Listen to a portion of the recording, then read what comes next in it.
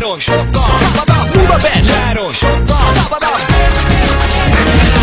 Rotorokod, lift le, irány az utca, vár a pesti plató meg a budai buszka. Nem kell katyó, idén ciki a szandál. Együnk egy fagyit az oktogonnál, majd lábanyagba, csak úgy hanyagba. Nem csalódunk soha a magyar csajba, csupa komoly alvász, csupa formás elvek. Szólok még pár havernek, tali a nyugatinál, a forgóránál, az enyhébb bubisobb a szódánál, pisi szakban minden híd lábánál. Én nincs nálam gefa, várjál már, nem para, ha nincs nálad kanyi sem, mert sok a tér, sok a part, meg sok itt a kert, és az open air partikhoz nem kell kávé, ingyen van a BKV. Yeah! Budapest nyáron sokkal szabadabb. Budapest nyáron sokkal szabadabb. Budapest nyáron sokkal szabadabb. Budapest nyáron sokkal szabadabb. Budapest nyáron sokkal szabadabb. Budapest nyáron sokkal szabadabb.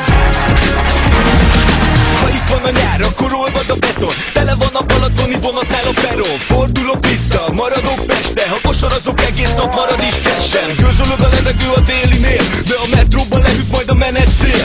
Megsülök az utcán, így fél meszkóba. Az meg hogy bírja bőrgatjába, kígyós veszkóba. Felfújjuk a kúton a kis medencét. Ha ketten beleülünk, akkor pont nem megy szét. Isszuk a sört, amíg pattog a labda. Belefulladunk már a szotyi magba. De ha leszáll az este, miénk a pálya. Dobálunk hajnalig és rappelünk freestyle-ba. Budapest nyáron sokkal szabadabb. Mondják ezt hárman és tőlem is egy szavazat. Budapest nyáron sokkal szabadabb. Budapest nyáron sokkal szabadabb. Budapest nyáron sokkal szabadabb.